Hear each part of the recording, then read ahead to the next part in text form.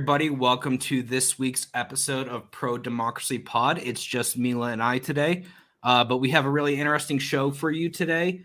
Mila just wrote a what would you call it? A paper, which for school as she's studying law, which she published on her Substack, and we're going to be talking about that.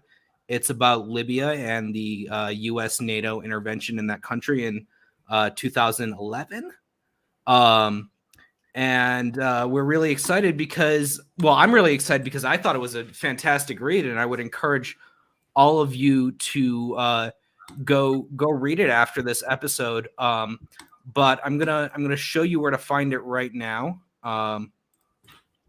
It's just my incredibly difficult last name at .substack.com. It's not that difficult. I'm glad that you say that. A lot of people seem to think.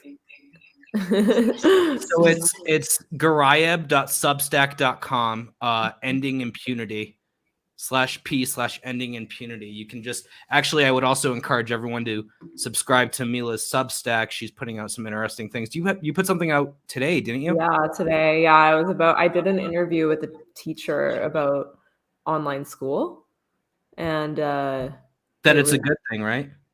Yeah, that we need to just bow down to the big tech overlords and let them take us. No, definitely not. Check it out on the Substack. Yeah. Some people, it'd be interesting, like if somebody really wanted to like mess with these highly funded higher ed institutions, just to like record their classes at like Harvard or something, then just put them on YouTube or some other platform, maybe Rockfin, because I mean that's basically what higher ed is becoming right now, is just glorified YouTube seminars.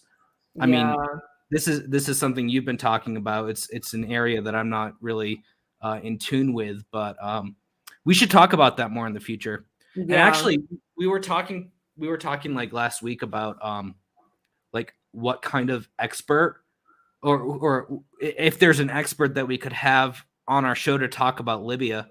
And I asked around to some of my journalist friends, and no one really had an answer. It doesn't seem like there's like a wealth of Libya experts. So if our guests if our audience have any ideas on who we could have, please share them. Because again, actually, before we get into Mila's article, I wanted to just provide like a quick update on what's going on in Libya right now, because again, the elections were delayed. So first, the elections are supposed to be held in November. They were postponed till January 24th. And again, they've been postponed till June. So I'm just going to read over this Africa News article really quick to just, provide kind of a news hook for the story we're going to be talking about today, which is Mila's story or paper. So Libya is likely to conduct its general elections in June after missing the December deadline to elect its first president since his 2011 ouster and killing of longtime dictator Muammar Gaddafi. Okay, so it's calling him a dictator right off the bat, so we know it's like a little slanted, but it's a pretty newsy article. So I do want to read it. UN Special Advisor on Libya, Stephanie Williams, who has been pursuing this agenda, told the Associated Press late Sunday that it's still very reasonable and possible for the country's 2.8 million voters to cast their ballots by June, in line with the UN brokered 2020 roadmap. The country's inability to hold its first ever presidential election came as a surprise to many, especially international bodies that had put measures to ensure the elections be executed in December. Williams, who led UN efforts to end the latest session of violence in Libya in 2020, said elections are needed in the country to give credibility to the country's institutions. All the institutions are suffering a crisis of legitimacy, she said. I don't see any other exit for Libya other than a peaceful political process. After missing the initial date, Libya's elections board proposed that presidential polls should take place on January 24th, but that could not be considered. So we're going to skip past the background and go to expectations. Libyan lawmakers who met in late December last year to examine the issues that forced a postponement of the presidential elections recommended laying out an applicable roadmap. Williams pleaded with lawmakers who are convening again Monday in the eastern city of Tobruk, I don't know if I'm saying that right, to agree on a, quote, clear time-bound process with a clear horizon and to not create an open-ended process. I mean, the UN has kind of set up a government in Libya for a while now. That's not the only government in Libya, and they're kind of at war with each other. But I think that this is correct, that Libya does need the voices of its people to be heard, and it does need an actual democratic process. I know it kind of sounds weird coming from us, given that we host this show, which is, satirically called Pro Democracy Pod. It's been more than a decade now of anarchy in Libya, with warring governments and as you talk about, slave markets and just a human rights disaster. So here's Williams, the UN envoy, or whatever her title is. They have to shoulder a great responsibility right now to respect the will of the Libyans who registered to vote, she said. Libyans want to end this long period of transition that the country has experienced since the events of 2011. Transitions is quite the euphemism. The challenges facing the elections include better disputes over the laws governing the electoral process and occasional infighting among armed groups. Williams, however, did not see the departure of foreign mercenaries as a, quote, prerequisite for the election, saying that holding the ceasefire is the priority. Controversial figures declaring runs for the presidency have further polarized the political scene in recent months. Among them are Hiftar, Prime Minister Abdul Hamid, maybe Mila knows how to pronounce this,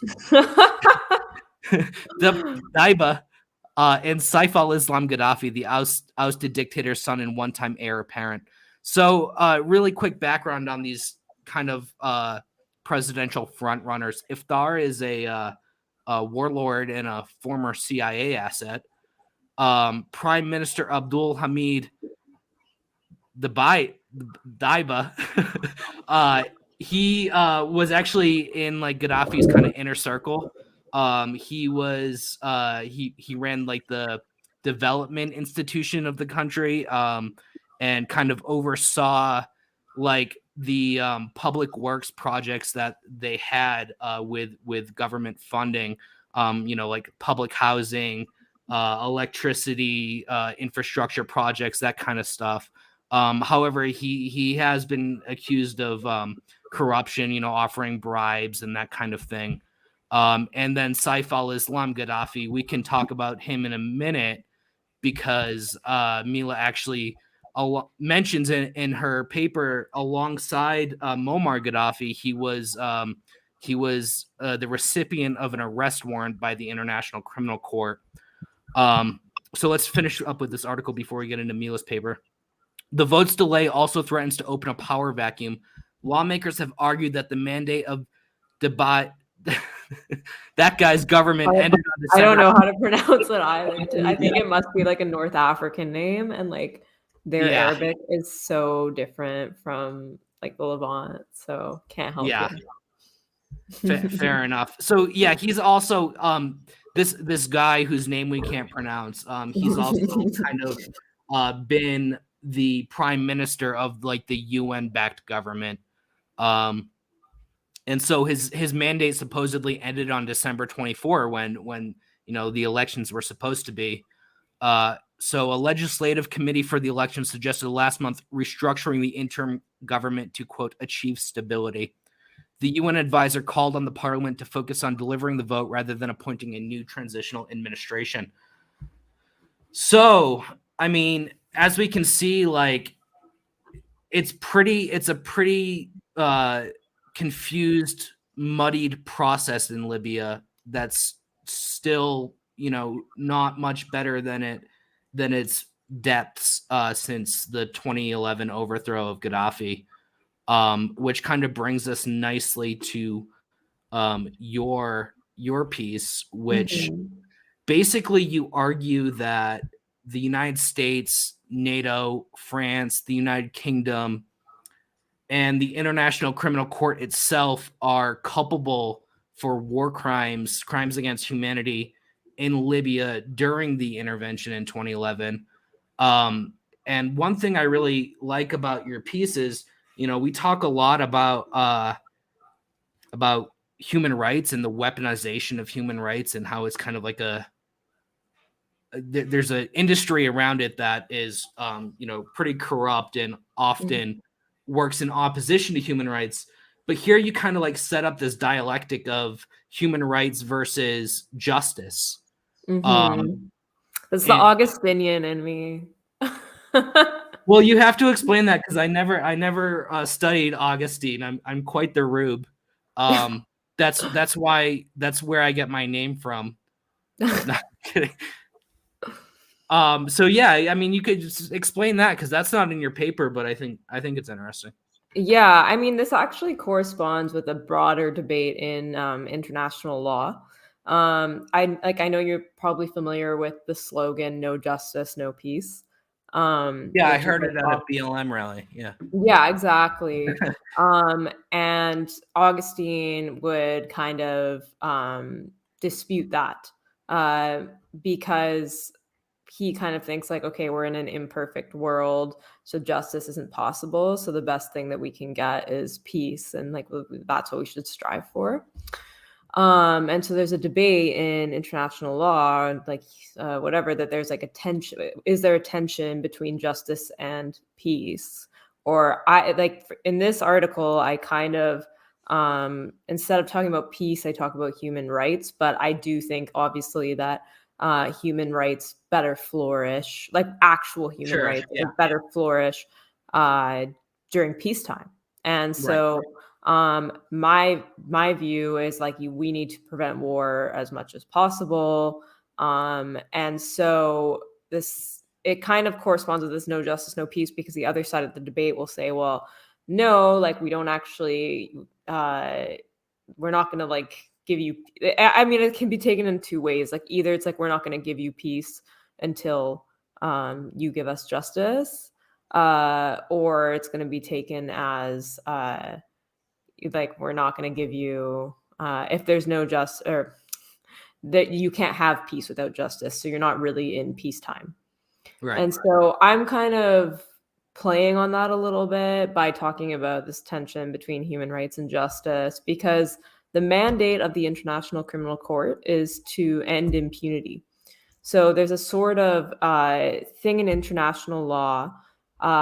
There's a sense that motivates international law, and it's a sense of moral urgency, like thinking that someone can't get away with it. So an example that's often used is the Nazi Joseph Mengele did awful things. And a lot of times when people find out that he like got away with it, he was, he died happy in Brazil. He was on the beach chilling for his whole life. There's a sense of repulsion, and people want to see like him punished, right? And so the International Criminal Court is kind of motivated by that urge to see injustice punished. So that's like not necessarily a bad urge.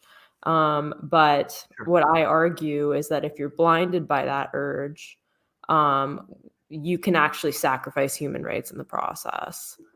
Right. Yeah, sort of like the ends not justifying the means. Mm-hmm. Well, I think there's a sort of fiction that like, and I see this common in a lot of activism where you think like, oh yeah, well, if we achieve this one thing, then it must be compatible with the other goals we want to achieve because both are good. But like politics is all about like juggling with tensions and contradictions. And so I think something I argue, and in the sort of tradition of Augustine, is sometimes you really have to like take the best you can get. That's more what politics is about. Yeah. And I'm not saying vote for, like, not in the way that these Democrats are like vote for Joe Biden, but in the way that like, escalating a conflict, bombing civilians for like, even if there's the end goal of punishing Gaddafi or removing him, even if You say that's punching? yeah, I mean, I guess they Yeah. punished him in some way, right? But there was a goal, like the ICC wanted to try him, right? Right. And that his son is still on the list. Oh, is that right? I didn't realize. Yeah. Oh, that's And fascinating. yeah, and so there's still an urge, to see him punished. And my argument was, that those kinds of appeals. So like in this intervention, there was two kinds of appeals, and like one of the appeals was like this man must be punished for what he's done, and the other appeal was like we need to protect the Libyan population and protect human rights. And I was saying that like by being blindsided by the first one, you're actually sacrificing the second one, Right. especially for vulnerable groups, like particularly Black Libyans, which I discuss in the article. Yeah, so I mean, you very succinctly put it in the article or in the paper. The intervention in Libya brought about retributive catharsis for certain parties, but it did not only fail to improve Libya's condition, but contributed to damaging it. This suggests that the pursuit of justice against those for whom we wish to, quote, end impunity can easily conflict with the goal of protecting civilians from the crimes the ICC is concerned with prosecuting in the first place. So yeah, I mean, and another thing I really liked about the paper is how you kind of showed how the ICC lended legitimacy to the cause of the rebels and the cause of NATO very quickly after NATO's intervention, right? Yeah, it was actually unprecedented, the speed that they acted at. And when I was working on this paper, I was speaking with someone who used to be a prosecutor in international criminal law. And he was like, this was very surprising, especially the information they were acting on. And like, this guy's not like an anti-imperialist activist. He's just a law prof, but like, he was saying like, okay, yeah, like this was actually quite surprising. The speed of which this happened, and also just the fact that the ICC in their own documents kind of like admitted, they were saying like, yeah, we know there's atrocities on both sides, but we're only going to focus on one side, right? And again, that also was very emboldening to these groups. It lended a sort of legitimacy, and they committed very heinous acts, like very disturbing, heinous acts, and rape of Black women, pillaging of villages, and NATO indiscriminately bombing, quote, Gaddafi's strongholds, right? Which are really just like residential areas of people who are, overwhelmingly in support of the government, which is a war crime that you later identify in the piece. So, I mean, and another thing, so, okay, basically NATO intervenes, CIA starts arming, rebels, weapons are making it pro-democracy rebels. I'm sorry? Pro-democracy rebels, of course. Pro-democracy Salafists are being armed. And then 2 months later, the ICC issues an arrest warrant for Gaddafi, his intelligence chief, and his son.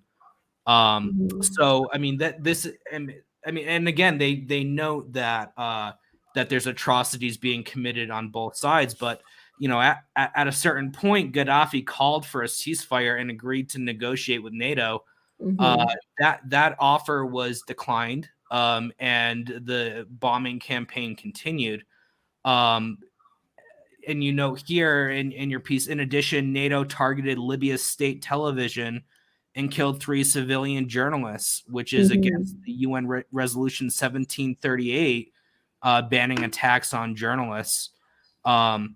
So, I mean, basically, what you do is you show the causality, right, of the both the, I guess, the media campaign, the legal campaign, and the regime change campaign, in creating the human rights disaster, the slave markets, the failed state in Libya that persists to today. And you say that there are 5 war crimes. Could you talk about that? Yes. So I'm gonna pull up the piece, which I should have done initially, but I should have shared with you the excerpts that I took from it. Yeah, so I'm making some allegations, so to speak. But basically, so there's crimes against humanity are defined in the Rome Statute of the ICC. And so there were a few that I discussed. It's not comprehensive or exhaustive, but these are the ones that stood out for me. Yeah. And so the 5 crimes that I listed were murder, extermination, enslavement, torture, and persecution. And so I talk about, first of all, the airstrikes that NATO and its allies committed. And again, these were very intense airstrikes. Like this was kind of shocking to the international community. These strikes killed civilians, they killed journalists. And so they were a widespread attack against the civilian population over a broad geographical area. As I say, that's the definition. And as I also note, like this was even admitted by Hillary Clinton's policy director at the time, that there was no attempt to protect civilians on Gaddafi's so-called side. And again, like that tended to be Black Libyans. Right. So again, there's this huge high volume of airstrikes. And you say, note that with respect to causality in criminal law, a perpetrator is responsible for the consequences of their actions, even if they did not intend to bring about each consequences, if they were reasonably aware that it could occur in the ordinary course of events. Yes. And I think that's really important, right? Yeah. And again, like these are standards that we apply to everyday civilians. So if you go to a bar and you get in a fight and you like punch someone as hard as you can and they die. Like there's actually been a case in Canada where someone went to jail because he punched someone in the stomach and the guy ended up dying. And the guy said, well, I didn't expect him to die, but it's like, too bad. You're still responsible for that. And so we're applying this to ordinary civilians, and yet we can't apply this to a sophisticated military entity. I don't know. Bit sus. And so world-class military, yeah, most highly funded in the world. Yeah. Oh, go ahead. No, please. Oh, so I just said, like, if you're attacking a densely populated civilian area and you're not, like, you've admitted that there's a civilian group that you're not attempting to protect, then you meet the standard of criminal responsibility. Yeah. Yeah. I mean, this is just like a fascinating piece because you kind of turn the tables so well. Holding the International Criminal Court to its own standards. And another thing that you say, some have suggested that regime change was not truly on the table until the United Nations Security Council referred to the case to the ICC because protests against Gaddafi were not initially about removing him from power. And so, when you issue an arrest warrant, you're saying, like, obviously he can't be president of Libya and in confinement in The Hague. So yeah, and that was a very emboldening move to the rebels again. And so it gives your cause like an air of righteousness. And you also kind of played devil's advocate too and said that, like, there's an argument that this isn't a direct quote, but there's an argument that, like, this emboldened Gaddafi to continue, his side of the campaign, his side of the war, because it's like, well, either I win or I go to prison. Yeah. Yeah, it's just it wasn't in the interest of peace, and that's very clear. If you're interested in peace and by extension protecting human rights, like, you're not gonna go in with like completely shoddy information and do something like this. And frankly, like, all of these entities would know better, because there's a sort of argument that I see comes from like the left sometimes as well, where it's kind of like, oh yeah, like these interventions are so stupid, they don't work, like we're too, like they act like, oh, we're just stumbling upon Libya and making like honest mistakes. Right. At best it's like negligent, but I think that these groups of people or these actors that are behind these interventions know, like they should know that what they're doing is going to cause this kind of unrest. Like they're not stupid. I mean, and that like totally ignores the side of the argument about like why the United States actually viewed Gaddafi as a threat rather than it being like that gives credence to the idea that this was a humanitarian intervention rather than one to remove a rival, right? Not necessarily a rival, but somebody who was not compliant with the U.S. global order, trying to create a Pan-African currency, basically, the crime of all State Department targeted adversaries of using national resources for the benefit of the people. Free electricity, a free car for every household, the highest standard of living in Africa. These things were because of socialized institutions, right? Of nationalized institutions, and the United States has shown time and time again that privatization or the highway, right? Yeah. No, exactly. And it's like they might as well have listed that in their crimes against humanity that they're charging Gaddafi with, because that is essentially what the crime that he committed. I mean, obviously, like I didn't write this essay to actually refute any allegations against him. He may have very well done bad things. I don't think it's disputed that he had authoritarian tendencies or whatever. It's not about that. It's more about we have this institution. Its mandate is ending impunity, and yet it doesn't apply its own criminal standards to itself. Like or to the United States, or to NATO, or the UK, or France, or the you got to be African, right, or Serb. It's true. With that, I'm gonna end the Twitter live stream. We're gonna continue talking about this piece and more. So we hope to see you guys over on Rockfin. It's rokfin.com/ProDemPod. And we are now just on Rockfin. So, I really find it fascinating that,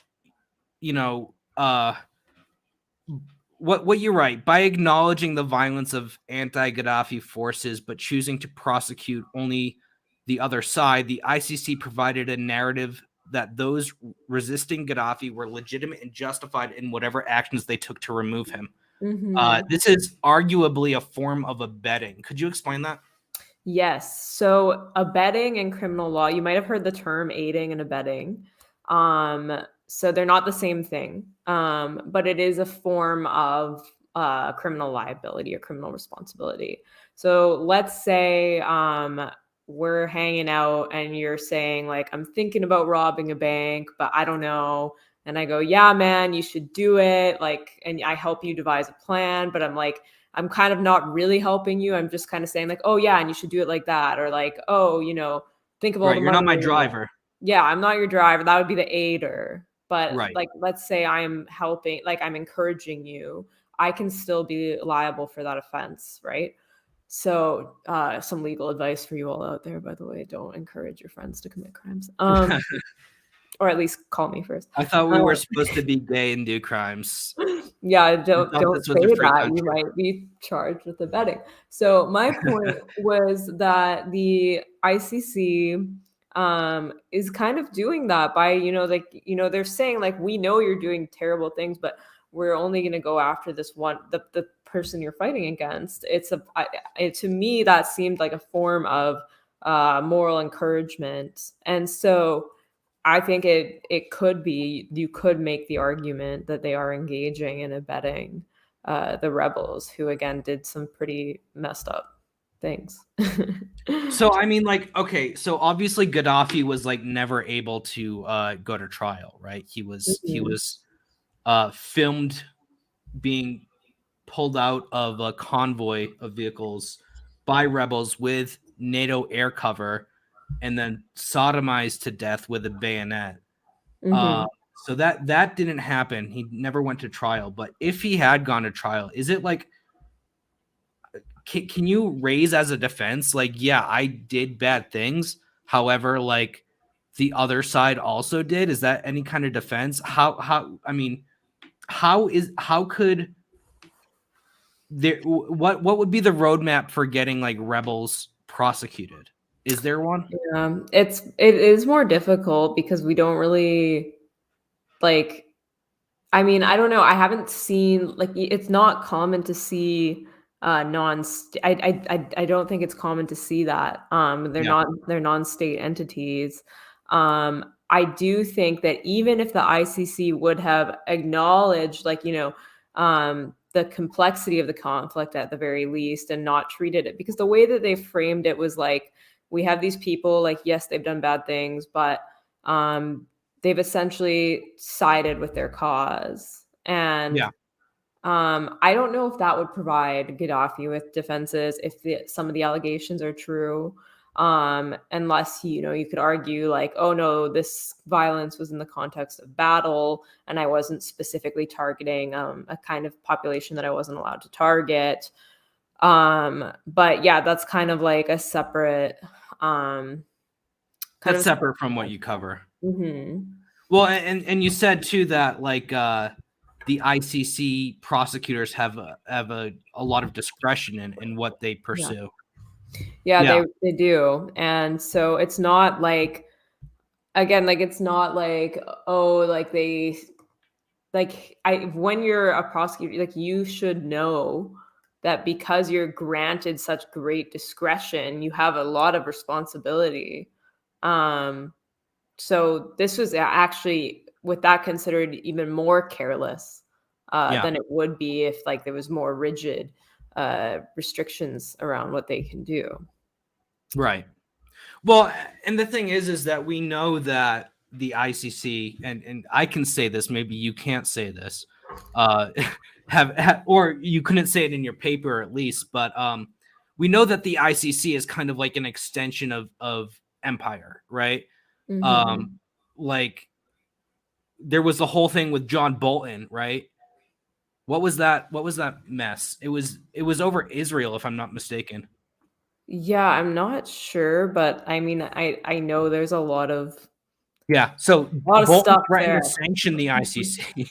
This is funny. Yes, yeah. Right, it was Afghanistan, because the ICC was considering the prosecution of U.S. troops over the abuse of detainees in Afghanistan, and like, so, but like, I don't think the U.S. has ever been prosecuted at the ICC, right?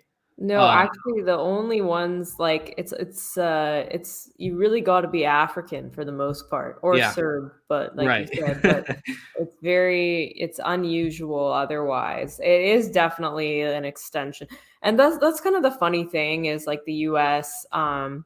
Tends to try to portray international institutions as working against them, right? Whether that's the UN, Republicans more so, but yeah. Yeah, and it's just not the case. So, for instance, there's a common complaint that, for instance, the UN has like so many resolutions against Israel, but then like not against like some other countries. Sure. And it's like, but these other countries aren't claiming the credentials that Israel's claiming. Like, they're not claiming to be a democracy, but and there's also the fact that like they're doing these resolutions which don't do anything at all because they can't take any real action. They have no teeth. Yeah. And yeah, exactly. And so when you look at it that way, like, they really are, an arm of of empire. It's not even, I don't even think it's controversial to say that. And like when I was in my seminar for international criminal law, it wasn't very controversial to say. Well, look, I mean, like the U.S. invaded Iraq over false reports of weapons of mass destruction. They dropped white phosphorus on Fallujah. I mean, in Iraq and Afghanistan, you've had British war crimes, U.S. war crimes. Think about the collateral murder video where the U.S. Killed 2 Reuters journalists, unprosecuted by the ICC. You've had Australia. I'm sure Canada has probably done war crimes as well.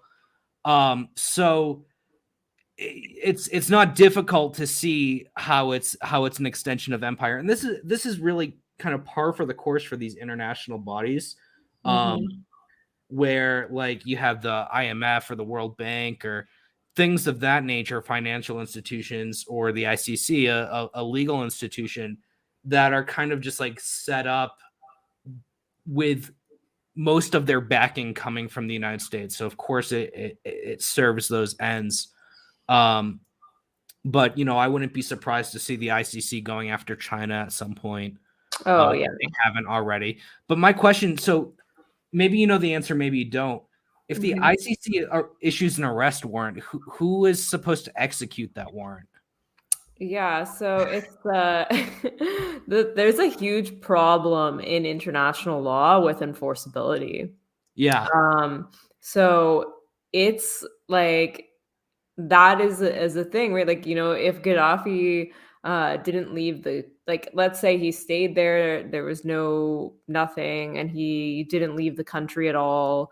There was no one to forcibly extradite him. I don't think that he would have even, stood trial. I mean, his son has not. That's what I was gonna. Yeah, that's what I was kind of getting at, because his son is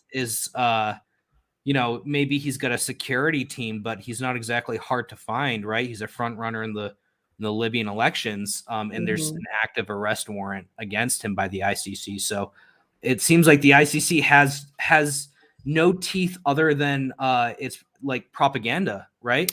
Yeah, well, that's the thing, and that's kind of what I was trying to touch on in my piece. Is their function is almost like morale, they and legitimacy, right? Like it's really about they provide a justification. If they're on your side, you're on the side of righteousness and justice, and right.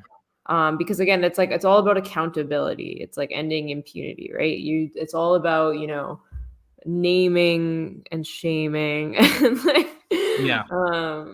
there's like international cancel culture. Right. Yeah. That's funny.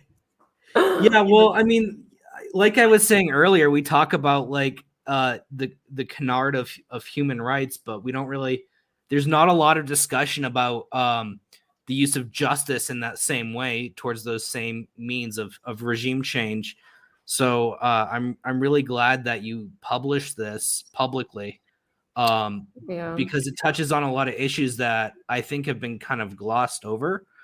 And I actually really look forward to you like continuing to apply like a legal lens on international affairs, because that's really lacking. We talk a little bit about sovereignty, but it's in a very kind of what's the word I'm looking for?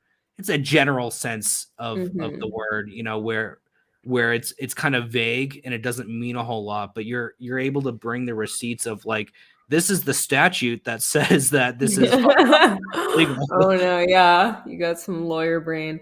Yeah, no, I mean, one other thing that I mentioned in the piece as well is that like the standards of criminal responsibility at the ICC are very similar to the standards that we have in Canadian law, and I'm sure very similar to the standards that we have, or that you have in the US. And the thing is like, even, even if you throw the abetting thing out, if you join another party to an offense, then you become part of that offense. And so that was kind of like the sort of last point I was hoping to hammer home, is like, if you want to keep using the bank analogy, like let's say your friends are robbing a bank, and like they call you to pick you up. You didn't know anything about the bank plan. You didn't know they had just robbed it. But like, they come and pick you up and they say, we just robbed a bank. We're getting in the car right now. And you keep driving, and then you're part of the offense now. Like that's how it goes. Right. And so similarly, it's not just the ICC, but like all of these groups, like the US, the UK, France, NATO, they willingly joined a party to these egregious offenses, namely the rebels. And so they cannot escape responsibility for that. And they keep continuously doing this, not just in Libya, but, you know, if you look at Syria as another great example, where you see like these groups that are backed by the US, they're not, it's just crazy to me that they're able to escape criminal responsibility for, you know, the actions of the parties that they willingly join and support. And this goes back to the 80s. It started with Afghanistan, and then it was Bosnia, and then it was Syria and Libya, and more recently it was Azerbaijan in the Azerbaijan-Armenia conflict. And we're kind of seeing the same thing in Africa and in Ethiopia right now. A lot of the same dynamics at play, and you know, that's a topic that might be for another show, because we haven't really touched on it, and I have to admit I'm not well versed on the subject. But a cursory look kind of shows the playbook in play, right? And it's the same kind of thing. And you're right, it's criminal that it hasn't been punished. So again, Mila, awesome paper. I think it's well, I look forward to your future contributions to the discourse, you know, because there's not a lot of legal analysis on this. But I think that'll do it for today, unless you had more to add. No, that's basically it. I'm thankful that like a bunch of people read this. It got a lot of like numbers after that viral Clinton tweet I did. And which was that? Let's pull it up. I did the thing that I hate doing, namely quote tweeting politicians. Oh yeah. But I was really annoyed because something I've noticed, especially after writing this paper, is like it is just even more disgusting to me to see the US Democrats talk their anti-racism talk, because like they are responsible for like, again, like heinous anti-Black crimes in Libya.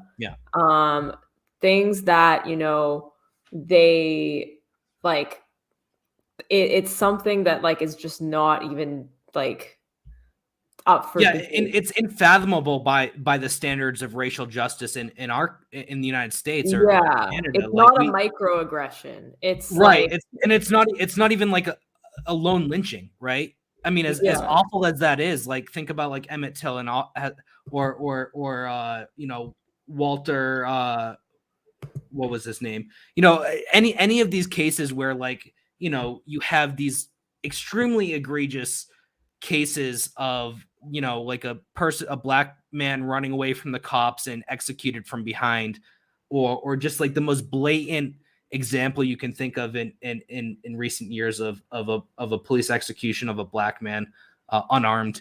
You know, it pales in comparison to what happened system-wide in Libya, where you have an actual industry of human slavery. We haven't seen that kind of racial injustice since before the Civil War, right? Yeah, and again, it's like it is really horrific to see these American Democrats go off about slavery and racism and all this, when it's like these are crimes that you've still not faced responsibility for. Yeah. And so, here I said Hillary Clinton actively sided with extremist militants that tortured Black Libyans and cleansed their villages. She laughed while the leader of the most prosperous African country was sodomized and slave markets returned. This is the state of liberal American anti-racism. And kind of that's what I mean. Like, it's like, this is, you know, there's an anti-racism industry, like industry in the US, for Absolutely. the Democrats, and like it relies on them pontificating about how, they're so enlightened and the Republicans are so bigoted. Yeah. And like I'm like, it doesn't get any more racist than this. Like this, Right. this Yeah, is. I mean, at least the Republicans are open about being bastards, right? I mean, and it's the same thing with Debbie Wasserman Schultz, right? Who was like pushing tipping the scales towards Hillary during the 2016 election. And I think we talked about this on our last show, is how on January 6th, the day that, supposedly democracy was attacked by insurrectionists, the anniversary, Debbie Wasserman Schultz tweeted her support, reaffirmed her support on Twitter for Juan Guaido. And, the United States has sent mercenaries, former special forces into Venezuela, armed with, a large number of assault rifles to overthrow the government, to stage an insurrection. So it just, there's no party that's more hypocritical, I don't think, in the world than the Democrats. I'm going kind of viral on Twitter right now for talking about all these fascistic measures that the Democrats support against unvaccinated people, internment camps, fining them, putting them in prison for their social media posts, taking their children away. And this is the same party that, voted out fascism in 2020. That was their main talking point. And now, they're like full on with fascism. So that's par for the course. It's unreal. And like, these are supposed to be the lesser of two evils. I still never understand that. But that's it kind of blows my mind. It's funny because I was last night I was showing Alex how I've got so many texts from my government being like, get a booster shot. Yeah. Right now, and I'm like, okay, let's cool it. But I'll show like, this is like, my government is texting me like the way that like a thirsty guy would text me. You should like text them back with that meme from Mean Girls, like, why are you so obsessed with me? It's actually insane how many like texts there are. But yeah, it's like, Mila, you can now book your appointment. And I'm like, and then I just don't answer. Mila, don't forget to book your appointment, and there's just so many, like, they just keep going off. Are you doxing your government right now? No. I'm yeah, I'm doxing them. But like, look at that. Like, it's wow. Yeah. Like, calm down. But yeah, no, that's like, not to bring things back to the pandemic, but it's just like, this is how it is. So the new normal. Yeah. Yeah. So actually, before we go, you were telling me that your professor was a prosecutor at the ICC. Is that right? He prosecuted the Yugoslavian, like, he was part of the Yugoslavian tribunals. Yeah. Really nice guy. I have been like a little Yugoslavia pilled by a friend of the pod, Sam from Twinkrev, who has like really challenged the narrative as someone who has family from Slovenia. But so yeah, I mean, I didn't challenge my prof on this at all, but I was saying, like, the paper went well. He like didn't disagree with a lot of my points, and like that just goes to show that like what I'm saying is not that controversial. And like, it's kind of stunning to me that like, it can be blatantly admitted by the legal and the international legal community. Everybody kind of like, it's hard to dispute these things. Yeah. But we're just kind of being like, well, we can't do anything. Like, it's done. It's the same how like you have Tony Blair being like knighted, Yeah. It's just that's what happened to our democracy awards. Remember we I know we just kind of forgot about that, but we should give Tony Blair. Yeah, Tony Blair. Yeah. I went on RT to talk about that So did you? Yeah, if you guys are interested, check it out. It talked about how Tony Blair should be in prison. Yeah. Look at me just being like, all these people should be in prison. This article, I'm like, all these people should be tried for this. It's not hard to make these kinds of arguments, right? There's like ample evidence. Feminist, as they say. One more time. I'm sorry, Amy. One more time. I said I'm such a carceral feminist, as they say. Like that accusation. Yeah. But, well, I was saying it's like it's not hard to make these arguments, right? It's just that no one's listening.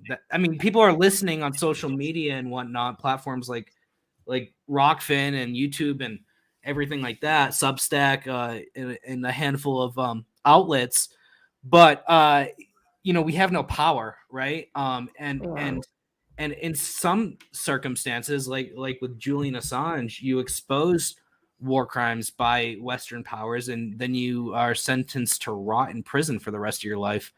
So it's, again, I'm so thankful that we have like a legal lens on these kinds of things from you. Not to puff you up too much, but thanks for your work here. And I also want to thank our Rockfin viewer, Fred Dean, who said, I learned so much listening. Thanks. And gave us a $5 tip. So thank you, Fred. And again, if anyone watching has a recommendation for a guest on Libya, I'd love to hear it. We'll see if the June elections are postponed for a third time. But at some point, I'd like to cover the Libyan elections on the show. Yeah, that could be fun. And maybe later this week we're gonna have another show because we're a little behind on our 1 week schedule. And I really want to get back into the pandemic discourse because I feel like this is like the primary contradiction of our day. We're really like in a new era of world affairs. It's not, I spent the past like 5 years or so saying it's not the war on terror era anymore. It's great power competition. And now I feel like we've gone past great power competition and into something new. And it's just not being examined it's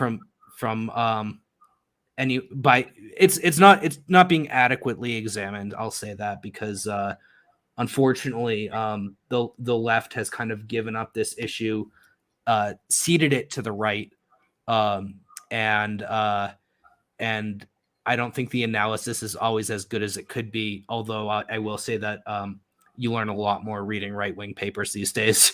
Yeah, that's concerning, huh?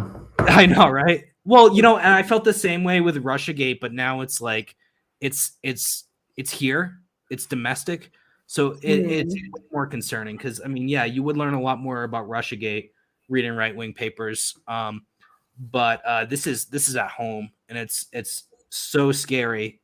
And I really want to talk about it more. So we're going to be looking to do more of that on the show. Thank you for joining us, everyone. I hope that you are having a nice week. Hug your friends and family with 3 masks on, and 3 boosters in your blood. 4 now, actually. The CEO of Pfizer needs another yacht. Yeah. Yeah. Do you remember? Before we go, real quick, one of my favorite Trump moments, one of the last good ones since he was blacklisted from the discourse via bans on social media and blackouts on most mainstream outlets. Isn't that weird how we don't cover the former president on like CNN or MSNBC anymore? Anyways, one of my last favorite moments was when he was debating Joe Biden and he was saying, "This guy wears the biggest mask I've ever seen." So everyone make sure to wear a big mask. Yeah. Like Biden. Someone at my follow the science. I have to say one more horrifying thing. This person at my school, I had a town hall today for my school about like returning in person, and somebody said that there should be academic discipline for people who don't follow the mask mandates properly. Oh my God. I know, like it's a lot. Yeah, Mila's in the thick of it. Yeah, I am in like, I'm in like a small town in Mexico where I have like more dogs and horses and cows than humans in my town. So I'm largely insulated from the chaos until I log on Twitter. But Mila's like right in the thick of it. She's in a big city, going to a large university, town halls to decide the future of the education that you're paying. I'm guessing tens of thousands of dollars for. No, that's so American. Oh my God. Okay, fair enough. Fair enough. Yeah, no, American law schools are insane. No, but it is still like we are returning in person next week and it's really great, but there is definitely, like there's some pretty crazy things going on. Like there's people really calling for kind of authoritarian policies. Our gyms just reopened in BC, which is very nice because I was having a meltdown. So yeah, everyone, I'm gonna pass on the gyms, but pray for me. All right, everyone, are you good? Yeah. All right. Well, I was gonna end the show like 20 minutes ago. And I know this is like when Arabs get together and then they stand at the door for like 10 years. That's like, yeah. All right, very good. Thanks for joining us, guys. We will hopefully see you later this week, if not early next week, talking about the pandemic, talking about more of the craziness going on, and enjoy.